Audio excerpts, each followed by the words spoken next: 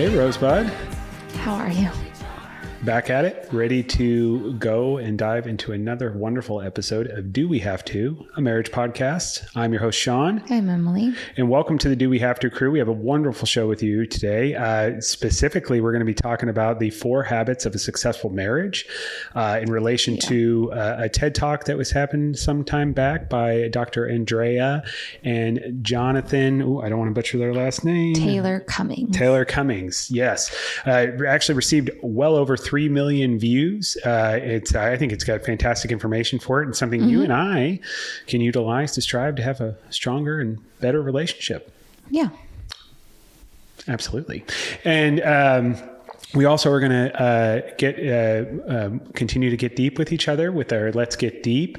We're going to talk a little 90s nostalgia today. And then we're also going to give our wonderful Do We Have To crew a quick update on our strategic summer plans that are still in progress, that have slightly been dwindling a little bit, but we're still staying in there. We're trying to stay in there strong. Steam. We sure are. We're wearing out already, and we're only like a week or two in, but we're hanging in there. So full weekend. To all the parents out there or non-parents, anybody who's just getting the summer, starting to get that summer lag going in your life, we feel you. Do We Have To crew? Yep. Yeah. First things first, though, do you realize what happened on June 2nd? I became aware of it this morning. Who did that? Was that Aunt Katie? It was Aunt Katie, and then it was also several people on socials. And everybody, like a bunch of people? Apparently this was like the top story of the morning when everyone woke up, and I personally was not ready for such information. Yeah. So if you're not aware of it, and you may have seen it on social media, our wonderful Aunt Katie actually is the one who dropped that bombshell on us on our group chat today. But as of June 2nd, which today we're recording, it's evening June 4th. Yeah. But we found out on June 2nd, at the end of that day, we are now closer to 2050 than we are to 2000. Yeah. And that's a super mind fuck. I feel kind of personally attacked, to be 1,000%. I just feel like when we were kids growing up. What the fuck? And we would think about like the 70s and the 60s. Yeah. Now there's kids that think like we did, except we're those old We're fucks. The old ones, yeah. It's the insane. fact that 90s is legit on the oldies station, not okay with that. Not at all. I know. And what I was thinking about was I was playing Fortnite with Seamus, and California Love is like one of my emotes, the song and the dance. And that's like 30 years old now. Oh, that kind of. I know. That's like a punch in the stomach. I know. It doesn't feel good. It doesn't feel good at all. It's so fucked. Anyway, but yeah, we're all, a lot of our Do We Have To crew are around our age, demographically.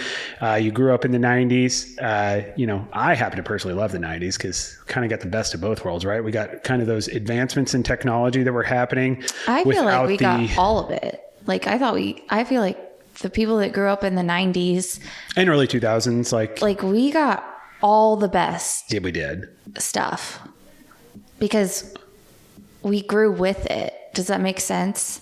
Well, we grew with it, but also like it didn't have the interconnection that it does. So like you're able to get away from it, but also when you wanted to, you enjoyed it. And now it's like you're in it, whether you're working, you're a parent, you're a kid, like there's no escape from it. It's just constant. It's 24/7. Some of that's self-inflicted, but a lot of that is just the way the world is and how it's interconnected, and everything is relying upon the internet. It just wasn't that way. It was cool because you could get all the fun things out of it, but then you could fucking leave it alone. You know what I mean? That was the best part about it. But I did, just thinking about that and the fact that we are getting old and soon we'll be dead. Looking back on things that we enjoyed from a nostalgic perspective, I think is important. And I know we have a lot of 90s love here. So I actually grabbed a couple. I figured we could do a little quick little 90s nostalgia moment. Okay. Now, I didn't find anything super positive that happened. So today's June 4th. I didn't find anything that was super happy that happened on June 4th during the 90s that was of significance. However, there was a really important event that took place. I feel like the happy stuff is... Well, it would have been cool if I could have found something kept in public. Like, do you know what I mean? Like, it's not documented. True, necessarily. Because, like, that year, in the 90s, certain things happened. It just, unfortunately, June 4th wasn't a day where anything super awesome of note occurred, that like a product that we remember when we were kids or when we were younger wasn't established. There wasn't a specific movie that was launched on the 4th that was like super notable. But the one thing was that it was the first in, what year was it? It was 1990 on June 4th was the first anniversary and remembrance of the Tiananmen Square massacre, which I'm sorry to be a Debbie Downer here, guys, but that wasn't a super important event in history. Also, it was a part of a banger song by System of a Down. So, but if anybody's familiar with that, that's it occurred in 1989. Politically, China was starting to advance economically and socially, and you had a lot of college students. It's kind of funny because history repeats itself, right? It really so you does. have China that's trying to crack down on what they feel is liberalism in China, just another fancy word for woke. It just sounds so similar to the shit that we're arguing about today. Yeah. And eventually, China decided to crack down on that from a political perspective, and the students were protesting out there in Tiananmen Square. They just ended up fucking killing them. So, people died out there in there. And so this was the first time there was a remembrance for that. And obviously it's a well-known piece of history now. Sorry to be a Debbie Downer on that, but that is something big. And I do remember that. You remember the picture of the guy standing out there in front of the tank or the video, right? Yeah. I mean, that is a big piece of history. Now, something more positive though, I did look up one fun thing I wanted to look up was what were the top grossing movies on the day of June 4th in the 90s? And thankfully ChatGPT came through for me. So let's run through that really quick. You tell me if you've seen any of these, huh? Okay. So for 1990, the number one movie at the time in the United States was Total Recall, starring Arnold Schwarzenegger. Did not see it. You've not seen Total Recall? No. Oh, that's a really good movie. Yeah, I've not seen it ever. Would you watch it with me? I don't even know. Like, I don't even think I've heard of it. We own it. You haven't heard of Total Recall? No. Essentially, the premise of it is this guy who feels like he has this mundane life. He wants something more, and he wants to go to like Mars. He's married to Sharon Stone in the movie. Well, she's not Sharon Stone. Married to her, and he goes, and there's this place called Total Recall, which like can create a fantasy in your mind that you live through. Yeah. And his was that he was going to be a secret undercover spy. That doesn't sound interesting. Okay. It hurts. But we'll watch it though, right? Fine. Okay. Awesome. Okay. 1991. Another Arnold Schwarzenegger banger. God, Arnold's the best. Shout out, Arnold. We love you. Well, Emily, she's tough on your movies. I think everything you do is fantastic. I've never seen I even love Last Action Hero. I had the soundtrack, so I know that wasn't a box office hit for you, but I fucking loved it. Kindergarten Cop. No. It's not a tumor. You don't remember that? I never saw it. You never seen Kindergarten? No. I thought Seamus and I were talking about that the other day, and you were totally shitting on that. No, so you're just shitting on it because you saw a preview of it. You guys were talking about the Christmas one, the Jingle All the Way. Another banger. Stand Him and Sinbad killed it. No, can't stand it. Put the cookie down. No, nothing. No, nope. Oh, it's so good. Phil Hartman was great in that movie too. Rest in power, Phil. The Saturday Night Live cast member. His wife killed him and killed herself. Really, really talented. I can't remember who he is. Okay. It's devastating again. I'm so sorry. 1992, Basic Instinct. Sharon Stone, Michael Douglas? No, never seen it. This is really difficult for me being such a movie person. I know we can't watch every movie in the world, but I'm going through and I'm literally talking to you about the most popular movies. Keep going though, because maybe. 1993. No. Sylvester's getting it. You didn't even let me go. I'm sorry. You're just answering no right away. 1993, Sylvester Stallone, Cliffhanger. No, never even heard of it. What's so funny though is all of these movies we own. How? On our Apple TV, our digital database. Oh. Because your husband, for a long time, when I wasn't being financially responsible, would buy movies all the time. But when they were on sale for $4.99, because Apple always has a sale. I may not have watched the Cliffhanger movie, nor have I ever heard of it in 93. But in 1994, I am fairly certain I went and saw the Flintstones somewhere, whether we rented it from Blockbuster or whatever, but I'm pretty sure I've seen the Flintstones movie. The Flintstones? Oh, yeah. With John Goodman? Yeah. And Rosie O'Donnell. Sure, yeah. Yeah. Mm-hmm. And what was it? Rick Moranis plays Barney. I don't know. Oh, yeah. Yeah. That one. That's a good movie. Yeah. That was number one in 1994. Thank you, Emily. How about 1995? No. I have not seen Batman Forever. Batman Forever. Yes. Val Kilmer? No. Tommy Lee Jones. I've never Jim seen... Carrey. No. I've never seen the Batmans where it's been Val Kilmer. So you saw Michael Keaton's first and second one, and then you didn't see any after? The first Batman movie I ever watched was with you. The Christian Bale Batman movies? Yeah. That's not the... God. They're good. It's Christopher Nolan. I mean, they're probably the best. I love Tim Burton, but as far as like big time... I mean, Tim is a big time director, and the original Batmans with Michael Keaton are fantastic. Christopher Nolan, that was a whole different type of Batman. Either way, though, it was Val Kilmer, was Bruce Wayne. Tommy Lee Jones was Two-Face. Jim Carrey was the Riddler. Yeah, no. No? No. It was solid. I mean, I think people hate on it quite a bit, but I enjoyed it. And obviously, it couldn't have been that fucking bad because people were going to see it in 1995. And they also had an awesome Happy Meal associated with it, where you could get glasses that like had the question mark for the Riddler. Oh, no. No. Okay. Let's see. 1996, Mission Impossible, Tom Cruise. I didn't see it as a child or like in the 90s, but I definitely have seen Mission Impossible. The original? Yeah, the first one. But I saw it as like an adult. Sure, yeah. Yeah. And I highly recommend all those movies. We got them. I like all the... And I'm excited to see the new one. The new one's out now. Yeah. Yep. 1997, Lost World, Jurassic Park. I've never seen any of them. You know, that's Julianne Moore is the love interest in that to... what the fuck is his name? I like him a lot. He was in the Thor movie. He's been in a ton of stuff. What is his name? He was in Independence Day. He was in, but I can't explain to you. Keep naming movies. In Thor Ragnarok, he's the guy that owned. He was in charge of that like world that they went to where all the junk goes into the world.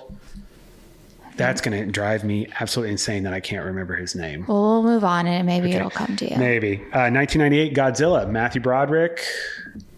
That was another banger soundtrack. They had, and now I in no way condone anything that P. Diddy has done, but there was a Jimmy Page rendition of Come With Me, I can't remember the name of the song. But anyway, Jimmy Page played guitar like the original song, and then Puff Daddy did the song, and it was a banger.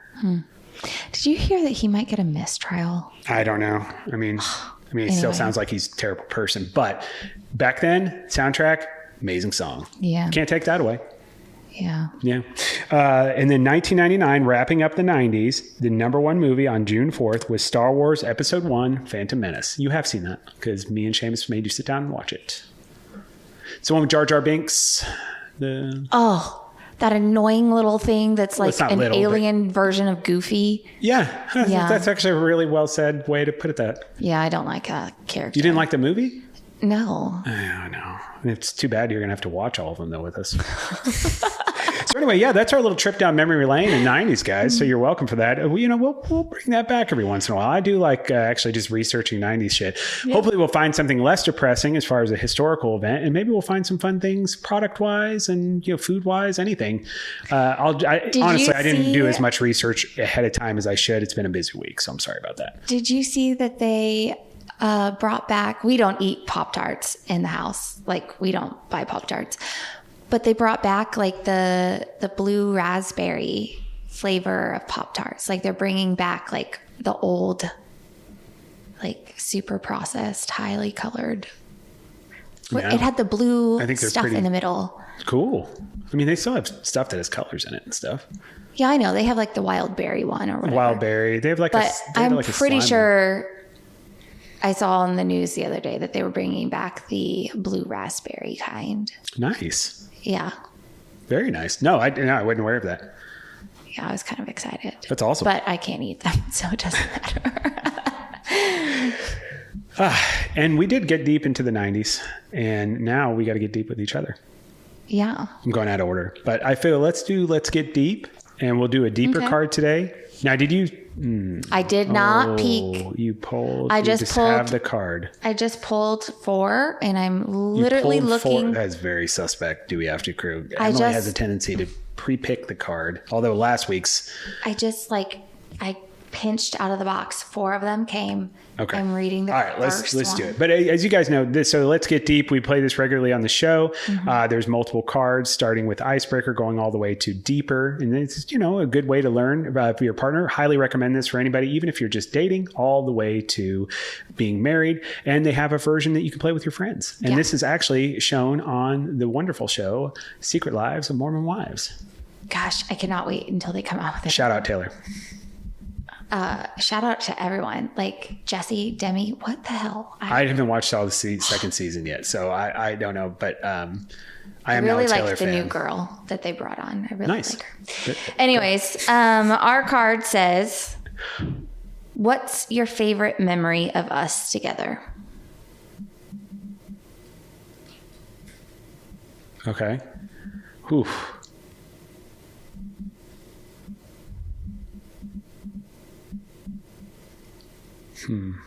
I'll go.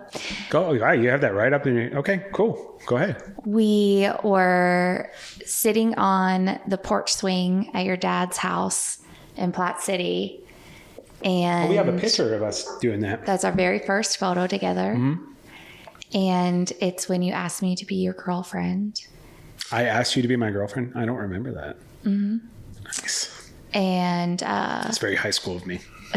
it was very high school. But we were 26 or 25 then, so. we were just hanging out on the porch swing, and we were looking at the stars, and you asked me to be your girlfriend, and I said yes.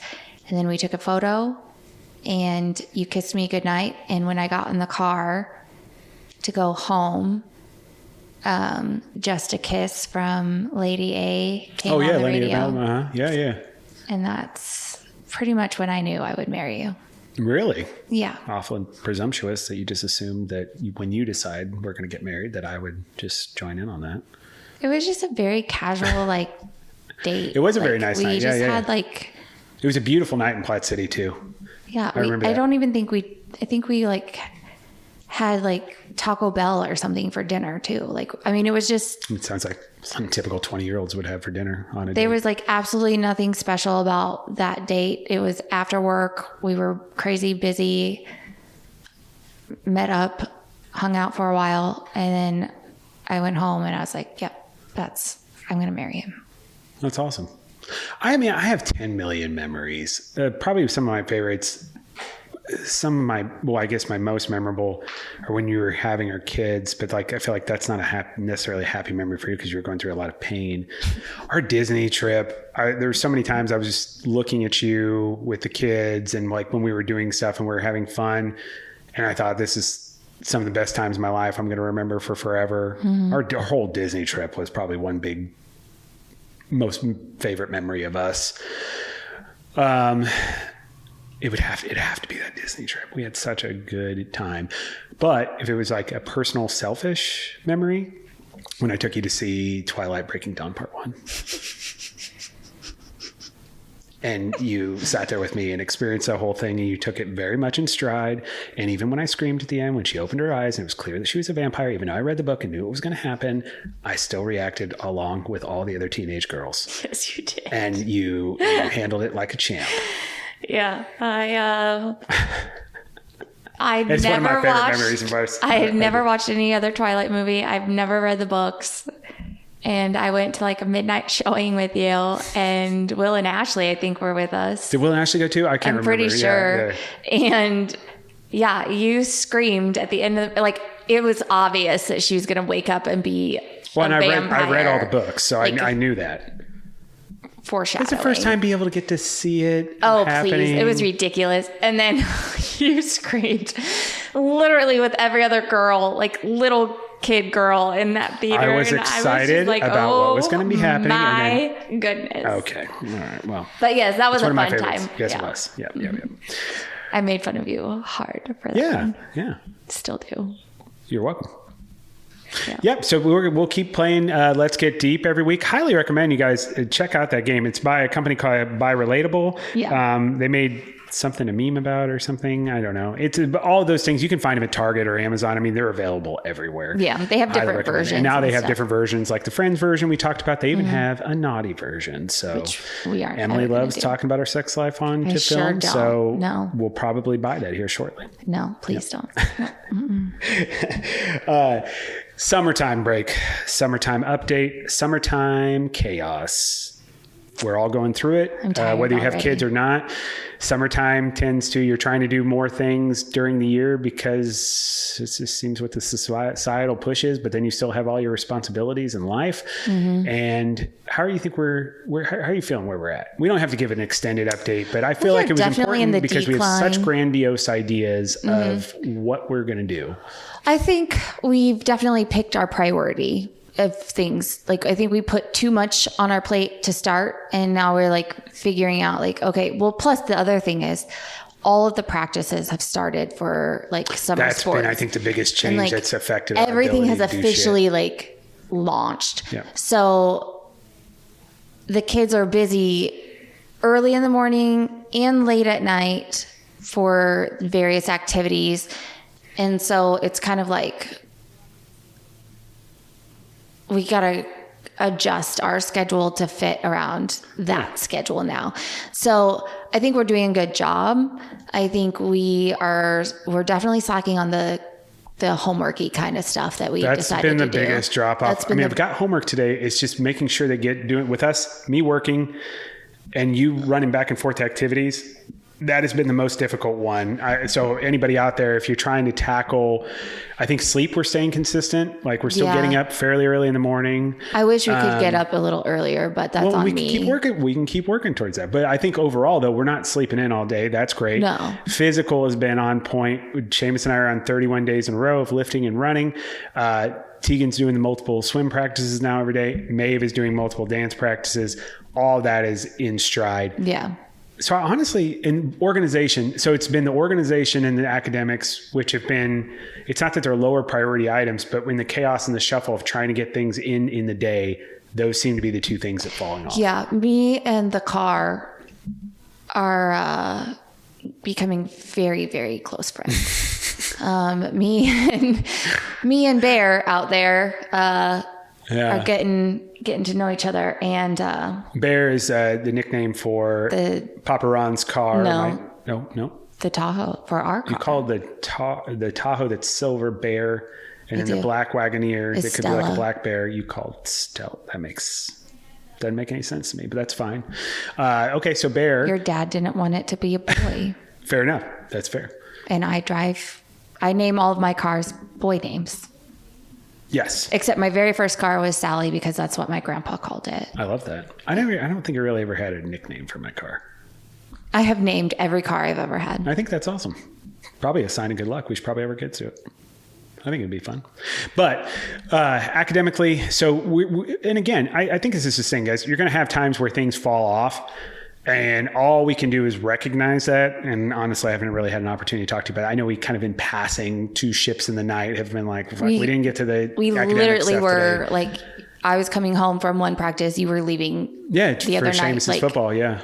Yep. And then we didn't see each other. So I do think, there's positive things that are coming out of it though. I do think the kids are more structured. I think they've been happier. Feel free to agree or disagree. I think we've had less tension. Discipline issues. Yes. Yeah. And Seamus and I had a rough Sunday that I thought I did not do a good job as a father handling him kind of quitting, doing our sprints. And I know it was hot. And I could have talked that through with him. I did a shitty job, but he called you. And I think you handled diffusing both of us and getting us back to a spot. I went and anger ran for 4 miles, and then we all went to the pool and everybody was good. And so really it's been one fuck up on my part on the physical. Well, you handled Tegan's little break the other day with swim after her second practice. She's wanting to quit. She handles me the way Seamus takes me sometimes poorly. She handles that better. Yeah. And it's it's not a good thing, guys. It's being an authoritarian parent. I do fire off, unfortunately, sometimes. And, a big thing that we're really focusing on, or the big theme is like, being successful isn't winning championships or making $1 million. It's just not quitting. Right. So if you don't quit, you know, a winner is somebody who quit or didn't quit after failure. You know what I mean? Versus a loser. A loser is just somebody who eventually stopped when they didn't get what they wanted. Right. Yeah. And that's our big thing. And so when that starts happening, or I see that they're doing that, I do get pretty fired up. And Emily had to come in and rescue, and she did a great job. Thank you. You're welcome, babe. But yeah, overall, it's been good, guys. It's just one of those things. You just got to try to identify proactively, or at least not too reactively, where you're falling short on things. I know that seems pretty obvious, but it's hard. It isn't that obvious, and it's not that fucking hard. It's hard when you're running back and forth. You kind of don't think about it till the end of the day, and then it's just so easy to let 3 or 4 days go by. Yeah. And we recognize today, hey, 2 days have gone by. We didn't do any homework. We have it printed. We have it ready to go. The other day. Yeah. And it was so just now like, we got to fix that. Crap. Yep. But yeah, I mean, everything has just officially started. So like the routine had to change because of practice schedules, which honestly is for the better, I think, because the more involved they're in their activities that they like and they enjoy, it also helps when we throw chores on them and stuff like that. And so like, I've successfully gotten the olders to at least unload the dishwasher. I'm too OCD to let them load it. There is a place for everything. Yep. Like they'll figure it out. But like they're the ones doing the laundry switches now. I'm just folding and hanging, and they're putting away. So like, I mean, slowly but surely we're making a lot of progress.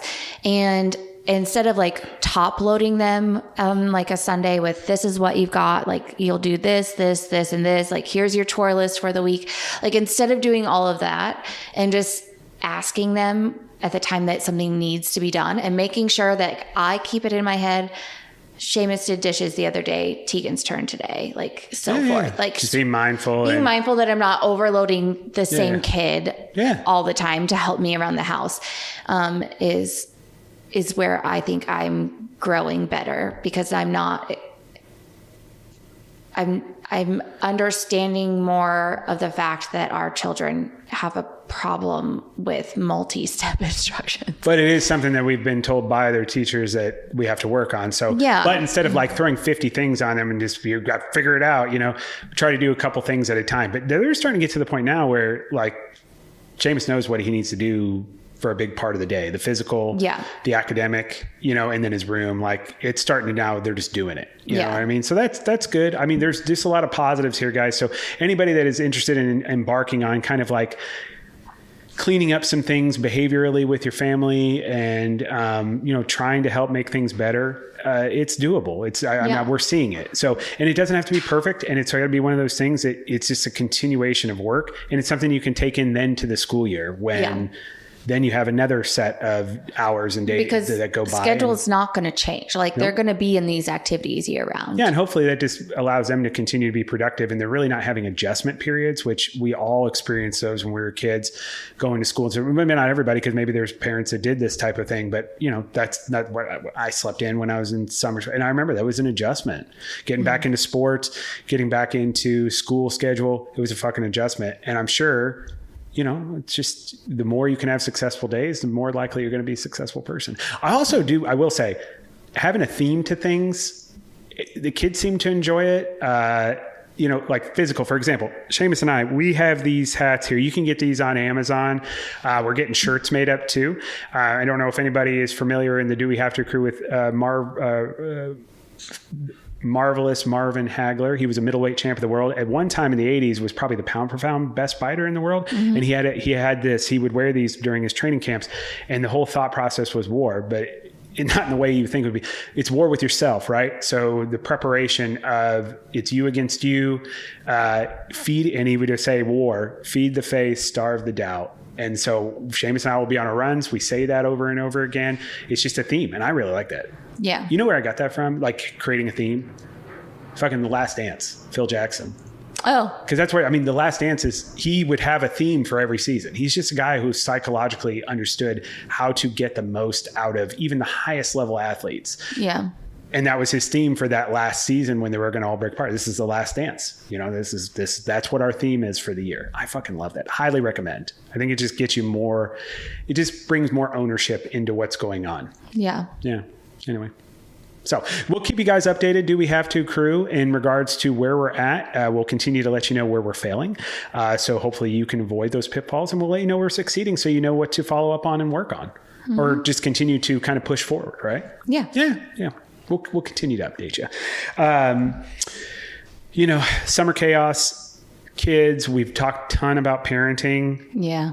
I think it is time we jump back into talking about marriage and our relationship, because I feel like that's kind of waned, and not just from the show, but like, I don't feel like we've put a ton of importance on us for a little while now. And I think that's such a normal thing for most couples. We tend to put ourselves as a back burner, but when we do that and we don't make ourselves a priority, where marriages tend to fail. Yeah. And it affects the entire family. It's not good for your mental health. It's not good for your physical health. It's not good for anything or anyone. If we're not taking care of ourselves and then our relationship first, it's going to fuck with the rest. Right. And I don't think we've been doing a good job of that. Yeah. I don't know if you'd agree or disagree with that. I agree, because there's so much that we are putting in front of quality time with each other. And it's not even just quality time. It's just getting on the same level, getting on the same page too, and being respectful of each other, and checking in, seeing how we're doing. I guess that's quality time. Sorry, you're right. What the fuck am I talking about? But yeah, so we did do some research. Also, you know, we had a couple great ideas, and not saying Colin did anything bad, but he might have told us like, I don't like that. So you need to get back focusing on your marriage. Like, what's going on with your marriage, guys? Like, can we get back to that? Because it seemed like things were waning on your end. He didn't say all that. He kind of with his eyes, but we love Colin, and Colin's done nothing but help us. And as you know, in my apology that I stated on YouTube last week, a lot of the things that I say about Colin are fabrications, and in no way did he at any time put pressure on me to say all of those things in the apology that I said. So with that being said, we decided we wanted to focus on how can we be a better couple, and how you be a better couple is you mirror what other successful couples are doing. Yeah. There was a really cool TED Talk that took place back in 2019. It got over 3 million views. It's a quick one too. It's only 15 minutes of your time. We highly recommend it. I'll put it out on our website for the episode description when it's released. So feel free to go to dowehavto.com. And of course you can watch our show at youtube.com/dowehavto, a marriage podcast. But they actually have their own institute, this couple. And so they're both doctors. It's called the 4 Habits Institute. Their goal, they started this out in 2016. And at the time in 2016, so we're almost 10 years into that. So they have almost 30 years experience doing this. At the time, it was 20 when they created this.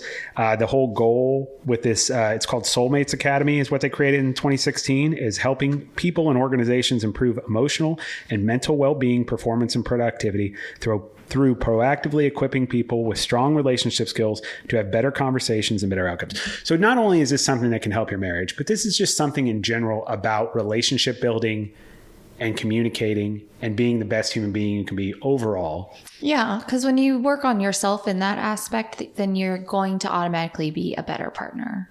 Yeah. Yep. In any relationship. Yeah. And they have a really cool journey. 2017, they launched the Relationship Essentials, which is an e-learning program that they have. Their goal was to help the first 100,000 couples start enjoying great relationships. Their big thing is that they looked at the data, similar to what we do, even though we're not experts by any means. No. Unless we help you, then legally we've helped you. And you probably owe us some sort of compensation for that. Do not. We'll talk about it. You can DM us. Please don't. They looked at the numbers. And here the numbers are what they are. 60 to 70% of long-term non-married relationships end. Yep. 40 to 50, almost close to 50%, but 40 some odd percent of marriages end in divorce. Mm-hmm. So, on average, you've got well over half of relationships that are supposed to be a long-term or forever are ending. And they looked at what are the difference. All these couples that they've worked with, and the ones that were successful versus the ones that were negative or ended, what did they have in common? What did the successful ones have in common? And they created this list of 4 successful habits. Yeah. I also find it very interesting that they stated that the breakdown of family unit was the single biggest contribute to teenage mental health. Yeah, it's really interesting. And they did this TED Talk in 2019, and they did it in London. And so there's a really cool thing. So their thing specifically was how much it costs England when family structure isn't going well because relationships are failing, and it was millions of euros, where because it affected the kids' mental health, it affected the people that were in relationships, mental and physical health. Yeah. So the ability to proactively mitigate that and then create good and positive outcomes based on just knowing following these techniques in association with the relationship, they really are pretty straightforward. But I do think they're things that I have a hard time practicing on a regular basis. And I guarantee you, if somebody's listening to this too, and if they're going through a tough time in their marriage, likely when they were going through that tough time, these are things that weren't being exhibited. Mm-hmm. Would you agree with that? Absolutely. Because I struggle with a lot of these. I'm actually thinking when we did the research and I read everything that you had sent over, I was pretty hard on myself because I don't feel like I've succeeded in any of these categories. Oh, I don't think that's true. But I think the thing is like, are we doing it more days? Are we doing these things or less? Right. And that's going to be the difference between us being successful overall. Or there's people that stay in relationships. And I think that's a very admirable thing. But a lot of times that'll come out, people have a few beers and they're like, well, they don't ever tell me anything or talk about anything, blah, blah, blah, blah, blah. You'll hear that. So even if you stay together, despite you not doing these attributes, you're not going to be happy. Well, when he said in the video, they do have an example couple that if it weren't for these kids, I would have left you a long time ago. They do mention in the TED Talk, holy shit. We've had that conversation. Yeah. To be honest, I mean, we've had that conversation. I have said that. Yeah. And not even I've said that like, if we didn't have kids, I wouldn't be with you. That's not what I said. But I have said that I'm always going to take care of you, no matter what. So like, to me, we're always going to be married, but like, I don't know if I can be married to you after we're done getting the kids to be adults and have them out there, because I'm not happy being in a relationship. I'm happy being married. Like I'm committed 100% being married to you for the rest of my life and taking care of you for the rest of your life. But us being in a relationship, I don't know if that's what I'm going to see as happiness in the future. And I know that was a hard conversation for us both to have. And I'm sure you've had times where you felt the same way. But I know as of not recent, while back, and you guys can go to our older episodes when we talk about almost getting divorced and those sorts of things. It's around those times. Yeah. So it was just really hard I think it was just like, for me, that moment was like, holy crap, we're not the only couple that's ever gotten to that point. But then it was also, holy crap, we were the couple that got to that point. I mean, it sounds like a majority of the couples, even the couples that are happy and successful, all experience these moments. It's just, are you going to go through the discomfort and get better from it, or are you going to quit? And I think it's just what the numbers say is most people quit. And I think it's just one of those things where that's why it's important that we provide the information. So those things you can be mindful of if you work on those things, rather than just saying, I need to fix my relationship. Because that's what it is. I mean, we just overwhelm ourselves with the bigger picture when we can just actually break it down and work on individual things. Right. And I did say millions earlier, and I was wrong. So in UK, family breakdown costs taxpayers $51 billion annually, which is near half the cost of running the National Health Service in Europe.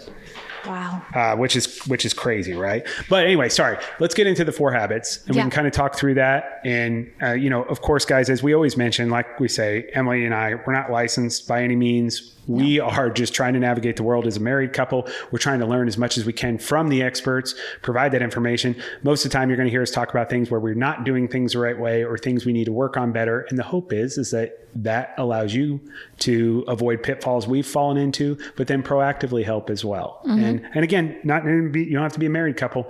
You have friendships, you have relationships, you have family. This can apply to any of it. Yeah. Exactly. So the first habit, or of the 4 habits of a successful relationship, the first one is be curious, not critical, which immediately made me think of Ted Lasso. Really? Be curious, not judgmental. It's the same thing. I don't remember. I mean, I guess critical and judgmental aren't necessarily the exact same thing, but you remember he says, be curious, judgmental, the whole scene with the darts. And he's like, oh man, these guys, you just judge me all the time. And they used to really bother me. And he's like, until I started realizing, they just, why not ask some questions? Be curious, not judgmental. It's Walt Whitman, I think. You don't remember that? I do now. That scene is fucking epic, by the way. Yeah. When he plays darts with him and beats him. Yeah. Yeah. I love that show. I do too. But what this does is it emphasizes understanding and appreciating differences rather than criticizing them. Encourages partners to play to each other's strengths. I fail at that. I think we both do. I do think that we're not strategic enough, or sometimes can't get out of it's our inability to, for me, I should not speak for you. Sorry. Let me speak for me. It's my inability to control my emotions, meaning not reacting to the emotions I feel, understanding why I feel the way I do, thinking through that, and then having a positive response. I'm terrible about that. So when I feel pressure, and pressure is a blessing in my opinion. I'm starting to learn that more. Pressure is a blessing. The fact that I even have pressure to take care of you and the kids and life and do all these things. Like, for example, I'll freely admit, I get pissed sometimes when we start talking about organizing podcasts, because I'm working a job, I'm trying to get this podcast thing together. And I immediately, instead of trying to figure out what's going on with you, I immediately assume you're just not putting as much effort into it. And I think that's shitty and it's wrong. So I react poorly to that. I'll fire off sometimes and I'll just complain. And it might even be indirect. It's kind of a cowardly way of doing it, but I'll complain. And I don't think that's a good thing. I think I should be more curious about, hey, what's going on with you? And you've had millions of physical things going on. You haven't been feeling well. There's just life's happening. You're running around ragged. Is just really heavy. And so, but that's where I could be curious rather than critical, and try to get on your level and understand what's going on, and then be able to figure out, okay, how can I help support this? And here's what I'm feeling. Those are things that need to happen if we're going to continue to have long-term success. I don't think we're unsuccessful, but we're definitely, I think we're at this point now, I think we've been in a really great spot. We're at a crossroad where we could start not putting as much priority on us and doing these things the right way. And then we're going to get back in a rut. Yeah. Well, and I think for me, mine is my control issues. How does that relate to be curious, not critical? Because I can't let you take control over a situation without me interjecting. To me, there's a right way and a wrong way. It's black and white. There is no gray. And you're a gray person. And so I don't ask you to take the lead on anything, because I automatically assume you're going to do it wrong. But, I usually always end up taking the lead on most tasks, except for the few that you designate. But if you think about it, I guess that's a really good point, because, for a while, there were certain things you were doing with the show. Well, that's kind of slowly matriculated to me doing them. A lot of it, right? Which is fine. Yeah. But I mean, in terms of the kids life, and the house and But I think that's even started happening too, because it's things needing to get, that's true. They're a lot of the house stuff, I guess that's true. But getting them out and making them exercise, doing those sorts of things. I think naturally we've figured out where to go, but I don't think we do a good job of communicating or being transparent with each other. No, our communication sucks. Okay, that's fair. Yeah, I think right now it just hasn't been very good as far as getting to understand each other, where we're coming from. Yeah. So, and see, we do a podcast where we talk about this every day, and we still struggle communicating with each other. So that's definitely something to be mindful of and thoughtful of, and something we have to be more cognizant of, or I think that's a huge one. I really do. I mean, these are all huge. I think number 2 is our biggest. Yeah. And it relates to actually just what I'm saying. It really overlaps with it, which is be careful, not crushing, focuses on handling conflicts with care and setting ground rules to prevent destructive patterns, aims to reprogram automatic fight or flight responses during disagreements. This is probably my least what I'm good at. Same. Proactively kind of preparing us to be able to harmoniously get through disagreement. Because I'm not fight or flight. I am shut down and hide. And I just fire off, and then I don't feel really good about it. And then I think it through after, and then I'm like, that wasn't really productive at all. And if I just had the mindset of, okay, we've got to figure this out, but I'm not going to bring any anger or resentment into it. If those two things, if I can just take a breath and then, hey, we just got to figure this out. Yeah, but like we've never established ground rules for fighting. No, we haven't. And we need to do that. Arguments. Or at least have some sort of healthy boundary of like, hey, you get frustrated. Like I could, for you, when I get frustrated, like I don't need to go off the way I do sometimes. It's not like I'm like just screaming at you nonstop, but I just know it's not productive how I get mad. Yeah. Cause like I don't hear it sometimes. Yeah, no, I understand that. And it's the way it come off. And I get that. And again, the other big thing is for me too, like I'm not doing well at any of these. No, I thought this is really big. You're absolutely right. And I know I read through them and I thought all of them. I don't think we're failing. It's just we've got work to do, and it's either we make it a priority to put work into them or we don't. But the ask, don't assume. I assume many things about you. Yeah. Mm-hmm. You know, when we're trying to get things together and things are in a crunch, I'm just assuming you're not giving your full effort. And that's such a shitty thing to think, because I don't feel that way. Like you put effort into everything you do. But when we get in those moments of stress, I don't do a good job of being careful. I don't do a good job of being curious of what's going on. And then what I do, I just make up in my head what the fuck is going on, you know, and it's never positive in that regard. Yeah. And that's the thing I got to flip. Well, like, and for me, I assume you know everything on my calendar. And like, I just assume you know that I'm handling 1,000 different things all at the same time. Like I have in my brain every practice schedule.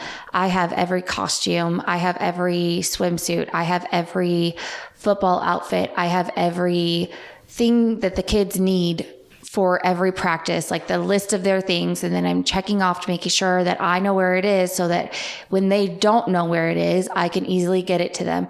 I have your dad's appointments, your dad's medicine, his like schedule of when I need to order medicines, when I need to contact his doctors, when do I get to schedule an appointment. The kids, they have physicals coming up. They need shots for next year for school. We need to go back to specialists for checkups. We need to get this certain test done for, right. Like to me, my brain that's not all happening in one day though. All going through a checklist. I get it. Yeah. And so my mental capacity, sometimes I get stuck in my loop of what have I forgotten today? And I just assume, you know, like, I'm trying not to let all of these balls that I'm juggling fall. And that's actually a really good point, because you give an insight to me that we actually really haven't discussed before. But what I see is I'll see on the calendar, hey, you got an appointment, and then the kids got swim. I'm going to help. Like I'll do one of those activities. You're doing an activity, but then I'm working, doing the podcast, doing all that stuff. And then I come down and you're watching Below Deck. And you knowing that all that's going through your mind, you probably do need minutes to get that out. But you got to understand, my perspective is you're right. I see the calendar. Not that you're not doing anything. That's not fair. No, I know. But here's the thing. Life's still going to keep happening. We have to get stuff done. Mm-hmm. So where does it fall? Right. I have to do it. And then that's fine. And I think though that if we were communicating better, and again, this one too, don't assume. I should never assume you're checking out. And I know that's a big thing I struggle with. And I think part of that though is an insecurity, because when I wasn't doing good with myself and I wasn't taking care of you and the kids the right way, I was put under a lot of scrutiny about that. Yeah. And not just by you, by our family and by people. And it was, you know, he's checked out. He's not doing these things. So when I see that, I'm like, I wasn't given that grace. And that's not fair to you either. I'm putting a lot of things that have nothing to do with what exactly we're talking about on you. And I got to get out of that. Otherwise, we're not going to be successful. But I do the same. Yeah, I know. No. I'm just, all I can do is talk about it from my regard and tell you what I'm doing wrong. Yeah. You know what I mean? So, and then connect before you correct. Yeah. I mean, this is just advocates for expressing appreciation and warmth before offering constructive feedback, strengthens emotional bonds. I mean, there's just so many things. I just don't do that. 5% of our day is the shit we were just talking about, which is so fucked, because that's all we focus on. And I'm sure every couple is the same. Most of couples are the same way. I don't ever just sit there and tell you about the 99% of the day that's gone well and it's because of you. I don't tell you, man, it's so awesome to roll over. I don't know the last time I told you how much I appreciated everything that you were doing. It's awesome to roll over and look at you and see you this morning and know that we're going to be doing that for the rest of our lives and that I love you more than anything. And like, we don't say those things to each other. We really don't. It's fucked. Yeah. Yeah. And we got to change that. We really do. Because it's very eye-opening. I mean, listen to it. It's 15-minute TED Talk. It had 3 million views. They do a good job. And again, it's just helpful. It's helpful to hear it so you reprioritize it. It's not that it's not stuff we don't know, but until you hear it in a structured format, get other people's experience about it and really sit and think about it, you don't get it. And in this world, shit's just getting thrown at you in 30-second increments. So take the time. You know, it's important because we've got one life potentially.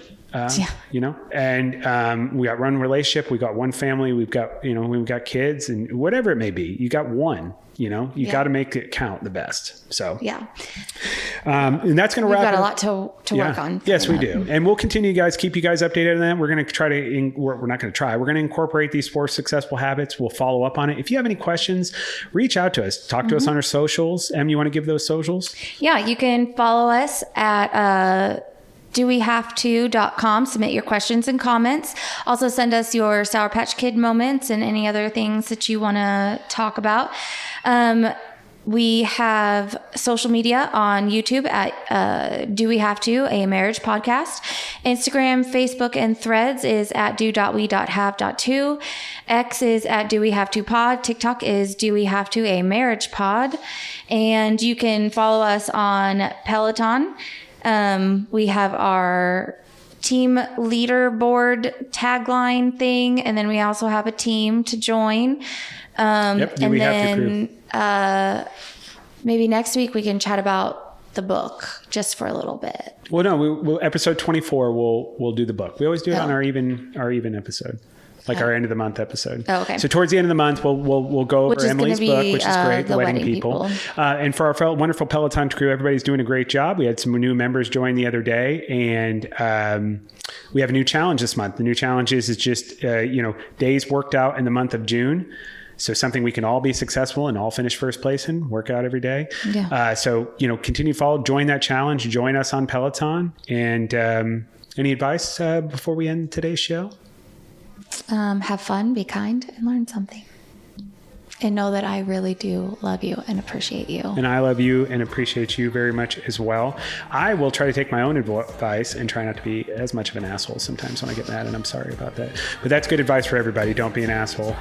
I love you. I love you. Wake up, I'm about to shake up every little thing, show you all that we can be. Come dance in my glow.